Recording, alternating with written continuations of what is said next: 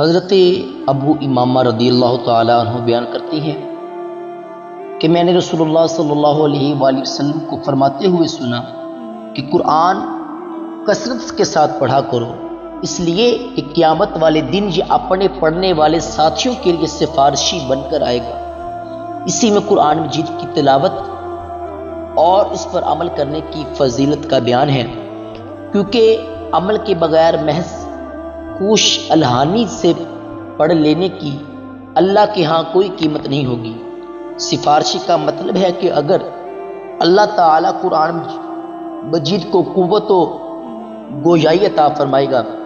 اور وہ اپنے قاری اور عامل کے گناہوں کی مغفرت کا اللہ سے سوال کرے گا، جسے اللہ قبول فرمائے گا۔ حضرت عثمان رضی اللہ تعالیٰ عنہ سے روایت ہے کہ رسول اللہ صلی اللہ علیہ وآلہ وسلم نے ارشاد فرمایا،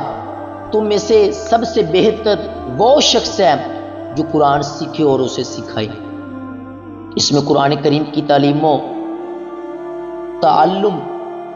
یعنی خود سیکھنے اور دوسروں کو اللہ تبارک و تعالیٰ کی رضا کے لیے سکھانے کی فضیلت ہے۔ حضرت عمر بن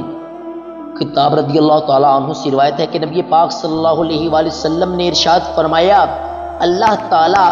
اس کتاب یعنی قرآن مجید کی وجہ سے بہت سے لوگوں کو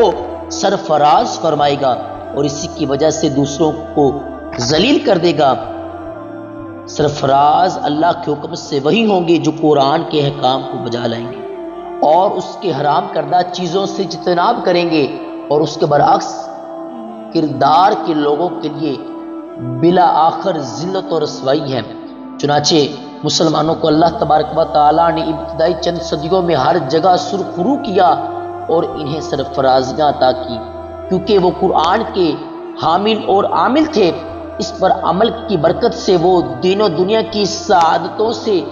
بہرہ در ہوئے، لیکن مسلمانوں نے جب سے قرآن کے احکام و قوانین پر عمل کرنے کو اپنی زندگی سے خارج کر دیا، تب سے ہی ان پر ذلت اور رسوائی کا عذاب مسلط ہے۔ حضرت ابن عباس رضی اللہ تعالی عنہما سے روایت ہے کہ رسول اللہ صلی اللہ علیہ وآلہ وسلم نے ارشاد فرمایا، بے شک وہ شخص جس کے دل میں قرآن کا کچھ حصہ یاد یعنی کہ نہ ہو، وہ ویران گھر کی طرح ہے۔ یعنی جیسے ویران گھر خیر و برکت سے اور رہنے والوں سے خالی ہوتا ہے، ایسے ہی اس شخص کا دل خیر و برکت اور روحانیت سے خالی ہوتا ہے۔ جسے قرآن مجید کا کوئی بھی حصہ یاد نہیں،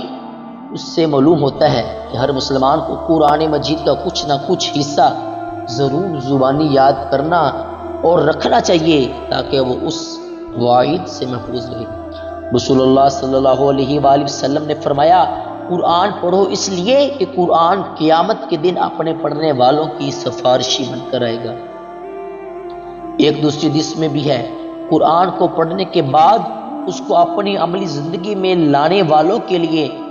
جھگڑا کرے گا اور نجات دلائے گا۔ رسول اللہ صلی اللہ علیہ وآلہ وسلم نے ارشاد فرمایا، قیامت کے دن قرآن اور قرآن والے جو اس پر عمل کرتے تھے ان کو لایا جائے گا تو سورۃ بقرہ اور آل عمران پیش ہوں گی اور اپنے پڑھنے والوں کی طرف سے جھگڑا کریں گے۔